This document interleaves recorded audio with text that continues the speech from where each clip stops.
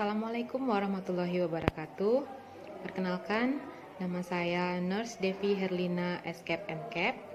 Saya dari Akademi Keperawatan Bina Insani Sakti Sungai Penuh, Provinsi Jambi. Sekarang ini saya akan menjelaskan deskripsi mata kuliah yang saya ampu, yaitu Keperawatan Medikal Bedah 1 dengan kode mata kuliah MKB 302 dengan jumlah SKS itu ada 3, 2 SKS teori dan 1 SKS praktikum. Mata kuliah Keperawatan Medikal Bedah 1 ini dilaksanakan pada semester ganjil. Dosen pengampu pada mata kuliah ini ada 4 orang. Yang pertama ada saya sendiri, yang kedua itu ada Bu Nurse Sofiarni SCAP MCAP, kemudian ada Nurse Novita Amri SCAP MCAP, dan ada Nurse Efrin Syafrina SCAP MCAP. Pada mata kuliah KMB 1 merupakan mata kuliah wajib yang harus mahasiswa selesaikan sebelum lanjut untuk mata kuliah KMB 2. Deskripsi mata kuliah. Mata kuliah ini membahas tentang masalah kesehatan yang terjadi pada klien usia dewasa, baik yang bersifat akut maupun kronis, meliputi perspektif keperawatan medikal bedah itu sendiri, serta gangguan fungsi tubuh baik pada sistem pernafasan, kardiovaskuler, pencernaan, imunologi, dengan memberikan pemahaman kepada peserta didik tentang konsep penyakit dan penata laksanaan medik pada klien dewasa yang mengalami gangguan sistem tersebut, serta implikasinya dalam pelaksanaan asuhan keperawatan pada klien dengan gangguan fungsi sistem tersebut dengan menggunakan pendekatan proses keperawatan. Kemampuan akhir yang diharapkan, mahasiswa dapat memahami dan menyepakati kontrak perkuliahan. Mahasiswa dapat memahami dan mampu menjelaskan konsep dan perspektif keperawatan medikal bedah. Mahasiswa memahami dan mampu menjelaskan gangguan kebutuhan oksigen akibat patologi sistem pernafasan. Kemudian mahasiswa mampu memahami dan menjelaskan gangguan kebutuhan oksigen akibat patologi sistem kardiovaskuler. Mahasiswa memahami dan mampu menjelaskan gangguan imunitas dan infeksi. Mahasiswa memahami dan mampu menjelaskan kajian penyakit tropis. Serta mahasiswa memahami dan mampu menjelaskan kajian penyakit infeksi. Untuk materi pembelajaran, tentunya kami mengawali dengan kontrak dan penjelasan silabus, pembagian kelompok kecil, serta menerangkan tata tertib perkuliahan. Metode pembelajaran yang kami gunakan ada metode online dan metode offline. Pada mode online, kami menggunakan melalui LMS dan Zoom Meeting, blended learning, sedangkan mode offline menggunakan SGD dan case study. Untuk sistem penilaian dapat dilakukan dengan menilai penugasan dan kuis. Itu sebanyak 20%, UTS 35%, UAS 35%, dan praktikum 10%. Demikian yang dapat saya sampaikan terkait dengan mata kuliah yang saya ampu.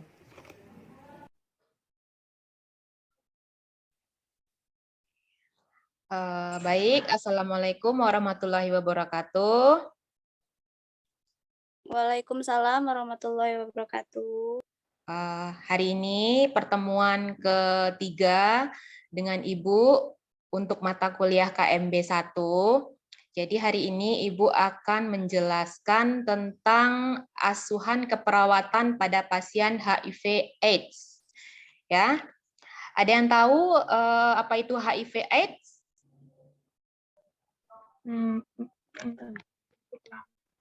Penyakit kelamin, Bu. Oke, jadi untuk HIV/AIDS itu adalah penyakit yang menular, ya, yang disebabkan oleh virus. Oke, jadi kita mulai ya.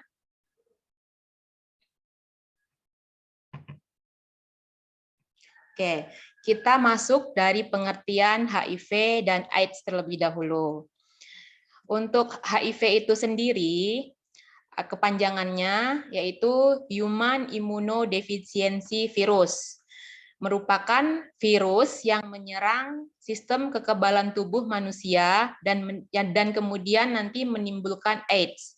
Jadi penyebabnya adalah virus HIV ini yang nantinya lama-kelamaan apabila dia sudah masuk ke dalam tubuh manusia itu akan menimbulkan AIDS. Virus ini menyerang manusia dan menyerang sistem kekebalan tubuh, sehingga tubuh menjadi lemah dalam melawan infeksi yang menyebabkan defisiensi atau kekurangan sistem imun. Sedangkan HIV itu sendiri, ya, HIV akan menyerang salah satu jenis sel-sel, yaitu sel darah putih yang bertugas menangkal infeksi. Ya, sel darah putih tersebut itu termasuk limfosit atau yang disebut dengan sel T. Limfosit atau sel T juga disebut sel CD4. Ya, sel T ini fungsinya adalah untuk menangkal virus, bakteri yang nantinya akan masuk ke dalam tubuh seseorang.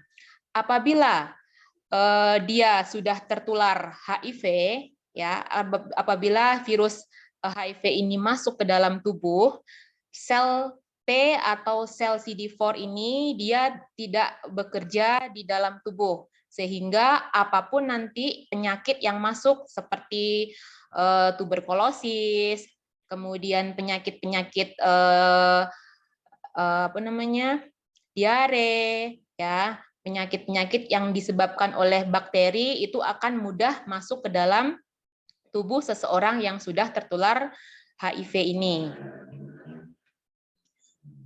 Oke, kemudian kita akan membahas tentang AIDS itu sendiri. Jadi, AIDS itu adalah suatu kondisi atau sindrom yang dapat disebabkan oleh HIV. AIDS itu sendiri singkatan dari Acquired Immunodeficiency Syndrome. Jadi sindrom ini berkembang ketika HIV sudah sangat merusak sistem kekebalan tubuh. Biasanya AIDS ini merupakan sekumpulan gejala yang menunjukkan kelemahan atau kerusakan daya tahan tubuh yang diakibatkan oleh faktor luar, bukan di bawah sejak lahir. Jadi, kalau seseorang tersebut sudah terinfeksi HIV, kemudian sistem kekebalan tubuhnya melemah, nanti lama-lama akan datang penyakit, ya, penyakit-penyakit yang menular itu akan masuk ke dalam tubuh seseorang yang sudah terinfeksi AIDS HIV ini. Oke, ya. Jadi pengertian dari AIDS itu sendiri adalah infeksi oportunistik yang menyerang seseorang di mana mengalami penurunan sistem imun yang mendasar.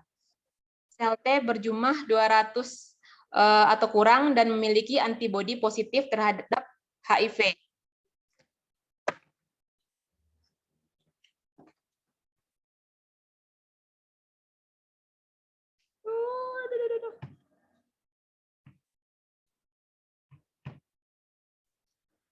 Oke, penularan AIDS itu bisa terdiri dari atau penularan AIDS bisa ditularkan melalui yang pertama hubungan seks atau seks bebas.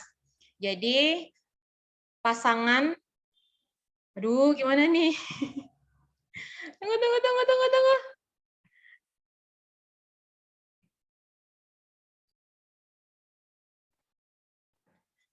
Oke, baik.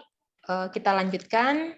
Jadi untuk penularan HIV/AIDS itu bisa terjadi dari berbagai macam. Yang pertama ada karena hubungan seks. Jadi seks bebas yang dilakukan pasangan tanpa adanya ikatan itu juga bisa menularkan penyakit HIV. Karena seks bebas itu kita tidak tahu pasangan kita dia sudah terkena AIDS atau tidak. Kemudian berganti-ganti pasangan, itu juga bisa menularkan AIDS. Ya, jadi makanya kalau bisa dihindari berhubungan seks tanpa adanya ikatan pernikahan, apalagi bergonta-ganti pasangan ya. Kemudian yang kedua ada transfusi darah. Jadi transfusi darah itu kemungkinan juga bisa menularkan penyakit HIV ini. Karena apa? Karena kalau kita tidak teliti pada saat seseorang tersebut mendonorkan darah, darah tersebut yang sudah didonorkan atau yang sudah diambil itu juga bisa menularkan virus HIV ke pasien yang lain. Jadi kenapa biasanya pasien ataupun seseorang sebelum melakukan transfusi darah itu akan ditanya riwayat penyakitnya. Paling tidak dia akan ditanya riwayat penyakit, apakah dia mempunyai riwayat penyakit HIV atau AIDS, kemudian apakah dia mempunyai riwayat penyakit seperti hepatitis, karena hepatitis juga bisa menularkan penyakit melalui darah ya. Kemudian yang ketiga, penggunaan jarum bekas penderita, contoh akupuntur atau tato atau jarum tindi, ya itu juga bisa menularkan HIV, apalagi jarum yang tidak disinfektan atau tidak disterilkan terlebih dahulu setelah digunakan oleh pasien sebelumnya. Makanya di dunia kesehatan, khususnya di keperawatan, biasanya pasien yang akan dilakukan tindakan yang berhubungan dengan jarum itu menggunakan jarum ataupun alat-alat yang disposable atau sekali pakai. Takutnya nanti bisa menularkan penyakit seperti HIV ini. Kemudian pasien-pasien yang bertato, ya pasien yang bertato itu apabila dia datang ke rumah sakit, kemudian dia datang dengan diare yang terus-menerus, itu kita harus paling tidak mencurigai kalau pasien tersebut dia terkena HIV. Karena apa? Karena salah satu contoh atau salah satu tanda dan gejala pasien dengan HIV itu dia akan mengalami gangguan gastrointestinal ya seperti diare yang terus-menerus.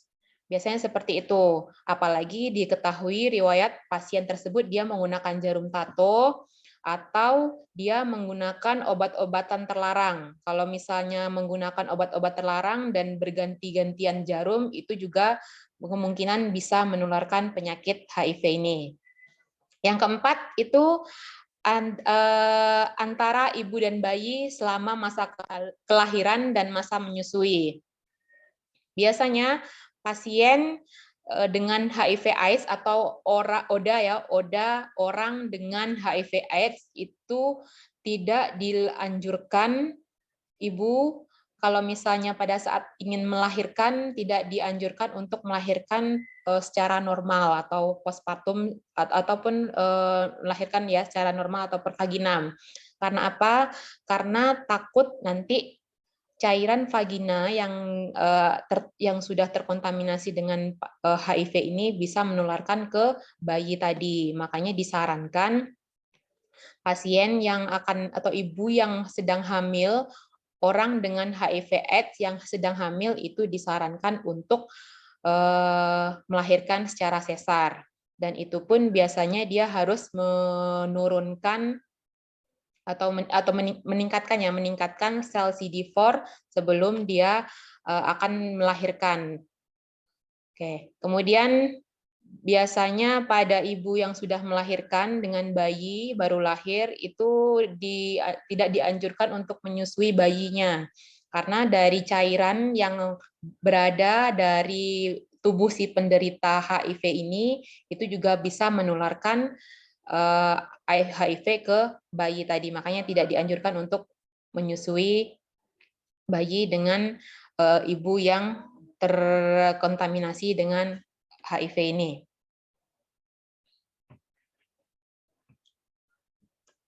Oke, kemudian ini ada beberapa penyebab dari HIV itu sendiri.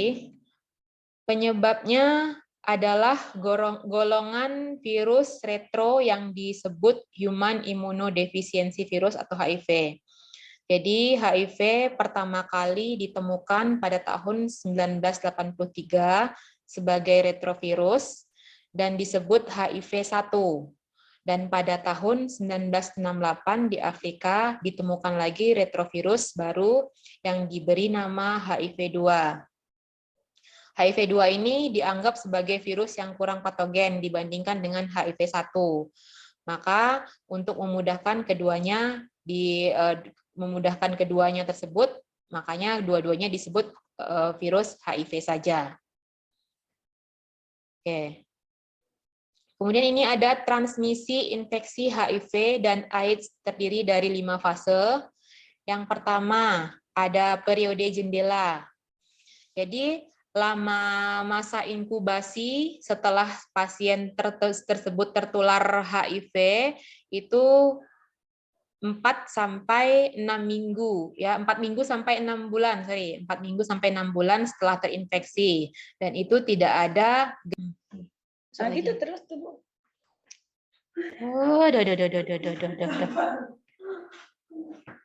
Nggak apa-apa lah, yang penting kalian ada fotonya di situ, biar Ibu ngoceh-ngoceh sendiri, nggak apa-apa lah.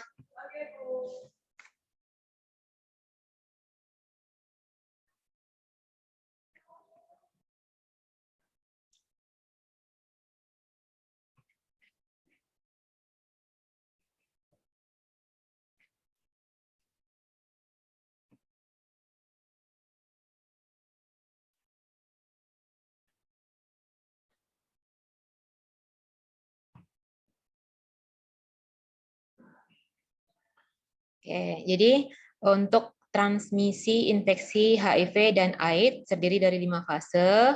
Yang pertama ada periode jendela namanya ya. Lama masa inkubasinya itu sekitar 4 minggu sampai 6 bulan setelah seseorang tersebut terinfeksi, dan itu biasanya tidak menunjukkan gejala apapun. Ya, kemudian yang kedua ada fase infeksi HIV primer akut. Lamanya 1 sampai 2 minggu dengan gejala flu atau like illness. Ya, jadi tanda dan gejala dari HIV AIDS ini seperti penyakit-penyakit biasa. Kalau yang flu seperti flu biasa. Kemudian pasien dengan diare ataupun gangguan gastrointestinal itu seperti biasa juga. Akan tetapi biasanya pasien dengan HIV yang tertular dengan HIV/AIDS ini untuk infeksi penyakitnya dia bisa berlangsung lama. Yang pada pasien normal pada gangguan gastrointestinal atau diare itu bisa berlangsung 1 sampai 3 hari saja. Tetapi kalau untuk pasien yang HIV ini dia bisa berlangsung selama berminggu-minggu. Ya, misalnya hari ini dia datang ke rumah sakit, dirawat di rumah sakit 3 hari, kemudian dia pulang. Setelah pulang, nanti pasien itu kemungkinan bisa saja datang lagi ke rumah sakit dengan penyakit yang sama seperti diare tadi. Ya, jadi kalau udah seperti itu, biasanya kalau oleh pihak rumah sakit itu akan dilakukan tes untuk mengetahui apakah pasien tersebut dia terinfeksi HIV atau tidak. Kemudian yang ketiga, ada infeksi asimptomatik. Lamanya 1 sampai 15 tahun atau lebih dengan gejala yang tidak ada. Yang keempat, ada supresi imun simptomatik. Ya, di atas 3 tahun dengan gejala demam, keringat pada malam hari, berat badan menurun, kemudian diare, ada neuropati, lemah, ras, ya, ada limfadenopati dan lesi pada bagian mulut. Ini pada pasien yang baru memulai timbulnya gejala-gejala ataupun penyakit yang baru. Kemudian kalau AIDS itu sendiri, ya, lamanya bervariasi antara 1 sampai 5 tahun dari kondisi AIDS pertama kali ditegakkan. Didapatkan infeksi oportunitis, berat, dan tumor pada berbagai sistem tubuh dan manifestasi neurologis. Jadi intinya pasien dengan HIV/AIDS ini untuk dari masa dia tertular HIV itu sendiri sampai dia menimbulkan gejala-gejala penyakit atau infeksi oportunistik itu berlangsung sangat lama ya, bisa berminggu-minggu, berbulan-bulan, bahkan bertahun-tahun. Apalagi kalau seseorang tersebut dia mempunyai gaya hidup yang sehat. Biasanya pasien HIV yang mempunyai gaya hidup sehat itu infeksi oportunistik atau penyakit-penyakit penyerta itu tidak akan timbul dengan cepat ya. Berbeda dengan pasien yang gaya hidupnya tidak bagus. Contohnya seperti kurang olahraga, kemudian makan yang tidak teratur atau makannya sembarangan saja, kemudian pasiennya jorok, ya, merokok dan lain sebagainya, itu akan lebih cepat tertular HIV atau akan lebih terlihat infeksi oportunistiknya. Oke, kita lanjutkan. Ini ada contoh gambar pasien dengan HIV/AIDS. Jadi kita bisa melihat salah satu tanda dan gejalanya tadi ada penurunan berat badan ya.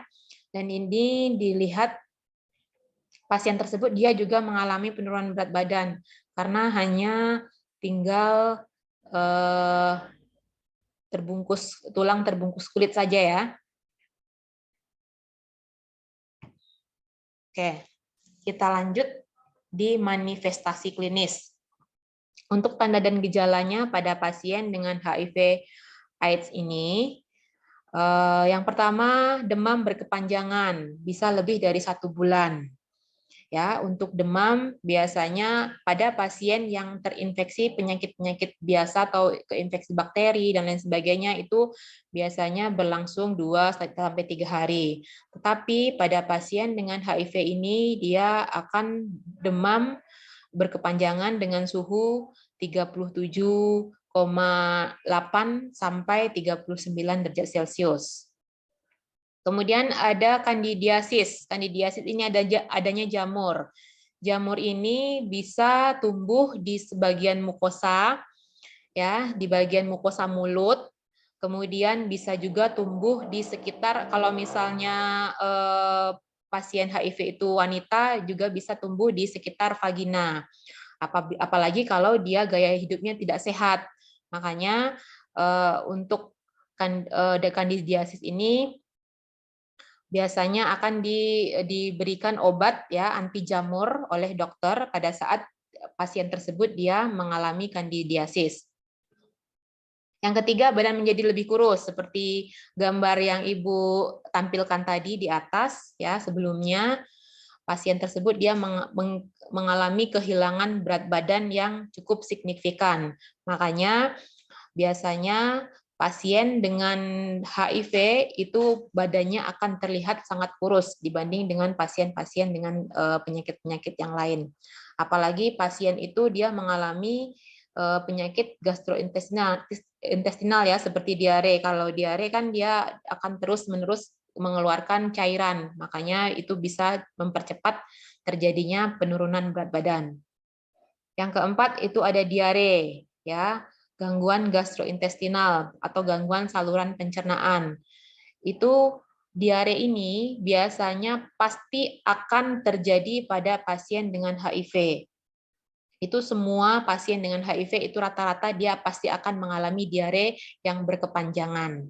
Makanya kalau misalnya nanti Anda dinas di rumah sakit, kita temui pasien dengan diare terus-menerus, kemudian dia bolak-balik datang ke rumah sakit dengan diagnosa diare atau dengan penyakit yang sama, itu kita harus curiga kalau pasien tadi mengalami atau terinfeksi HIV/AIDS ya.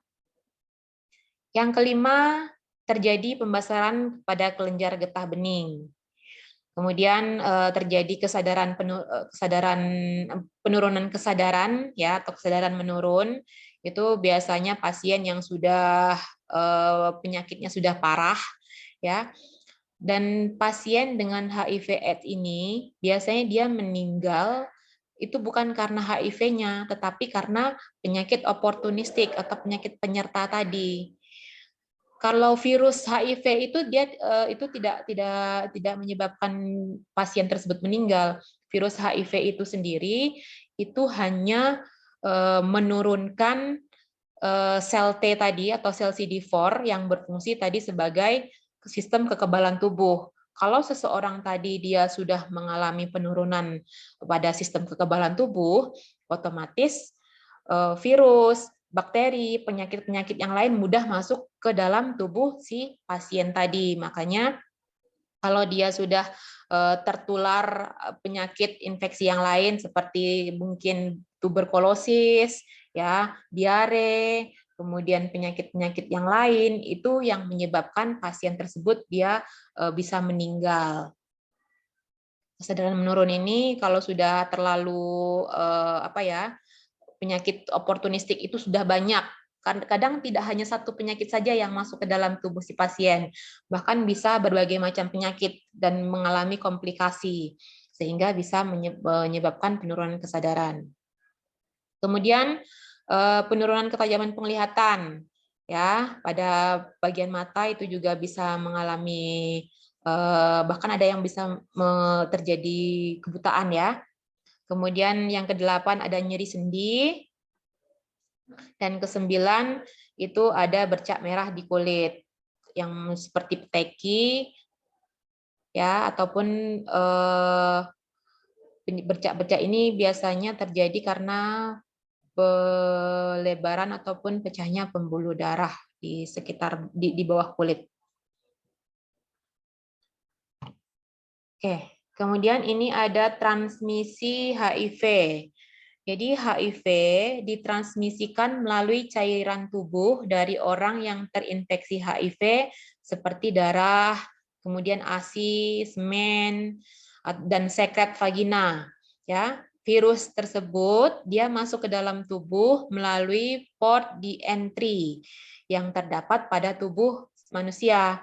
Jadi umumnya kemungkinan ini meningkat melalui perilaku berisiko yang dilakukan, seperti tadi berganti-ganti pasangan, kemudian penggunaan jarum suntik yang bergantian, itu yang bisa menyebabkan HIV itu masuk ke dalam tubuh seseorang. Kemudian virus tersebut masuk ke dalam sel dengan menempel pada reseptor CD4 melalui pembungkus glikoprotein. Sebagai retrovirus, HIV menggunakan enzim reverse transkriptase memungkinkan terbentuknya DNA copy. Jadi untuk membentuk dari RNA virus, virus menempel dan merusak CD4 sehingga terjadi deplesi nilai CD4 dalam darah.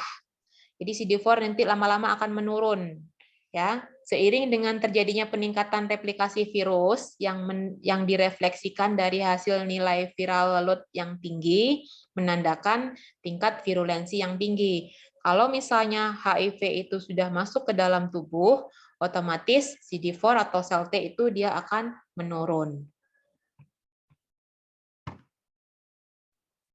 Kemudian helper atau sel T yang juga disebut dengan sel T atau CD4, tugasnya ini adalah untuk mengkoordinir dan menggerakkan sel-sel kekebalan tubuh lainnya untuk menghancurkan organisme penyebab penyakit yang masuk ke dalam tubuh. Ya, jadi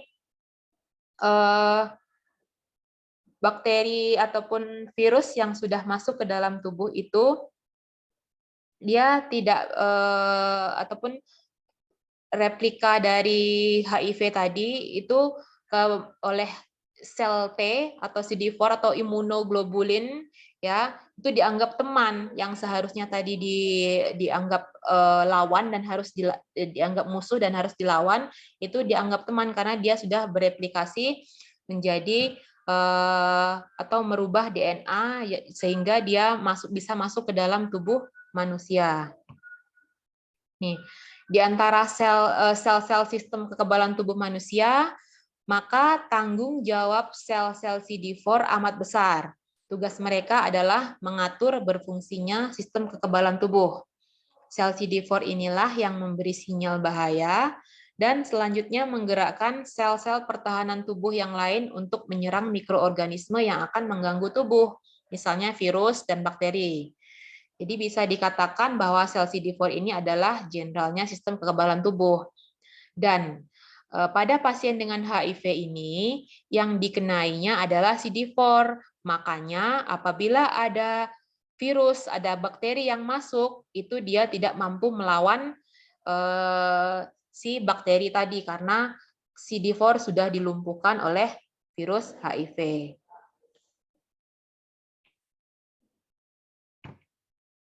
Oke, kemudian patofisiologinya ya, ada patofisiologi. Jadi virus AIDS atau HIV ini dia masuk ke dalam tubuh seseorang dalam keadaan bebas atau berada di dalam sel limfosit. Virus ini memasuki tubuh dan terutama menginfeksi sel yang mempunyai molekul CD4. Sel-sel CD4 positif mencakup monosit, makrofag, dan limfosit T helper. Saat virus memasuki tubuh, benda asing ini segera dikenal oleh sel T helper. Tetapi begitu sel T helper menempel pada benda asing tersebut, reseptor sel T helper tidak berdaya. Bahkan HIV bisa pindah dari sel induk ke dalam sel T helper tersebut. Jadi, sebelum sel T helper dapat mengenal benda asing HIV, dia lebih dahulu sudah dilumpuhkan. Ya, HIV kemudian mengubah fungsi reseptor di permukaan sel T helper sehingga reseptor ini harus menempel dan melebur ke sembarangan sel lainnya, sekaligus memindahkan HIV. Sesudah terikat dengan membran sel T helper, HIV akan menginjeksikan dua utas benang RNA yang identik ke dalam sel T helper. Jadi disitulah bagaimana cara virus HIV itu bisa masuk ke dalam tubuh seseorang. Jadi ini perjalanan penyakitnya. Kemudian kita lanjut ke pemeriksaan diagnostik. Ya, pemeriksaan diagnostik untuk tes diagnosa infeksi HIV. Itu ada berbagai macam ya. Yang pertama ada tes antibody serum, yaitu ada screening human immunodeficiency virus dan ELISA. Jadi kalau misalnya kita dapatkan hasilnya tes positif, itu bisa saja pasien tersebut dia terinfeksi HIV, ya. Kemudian yang kedua ada tes Bolt Western. Ini mengkonfirmasi diagnosa HIV, ya. Yang ketiga ada sel T limfosit, penurunan jumlah total. Jadi kalau misalnya kita lakukan pemeriksaan diagnostik, kita ambil sel darah putih, kemudian kita lihat di mikroskop, itu akan terjadi penurunan jumlah total. Ya. Kemudian yang keempat, sel T4 helper, ya, atau CD4 ini merupakan indikator sistem imun. Jadi jumlahnya kurang dari 200. Oke, kemudian untuk histologisnya, pemeriksaan yang lain yang bisa dilakukan pada pasien dengan HIV ada sitologi urin, kemudian darah, feses, cairan spina, luka, ada sputum, sekresi untuk identifikasi adanya infeksi, ya seperti parasit, protozoa, jamur, bakteri, dan virus. Untuk tes neurologisnya, kita bisa lakukan EEG atau MRI atau CT scan otak, ya. Kemudian ada rongsen atau sinar X pada dada, menyatakan perkembangan filtrasi intestinal tahap lanjut atau adanya komplikasi yang lain.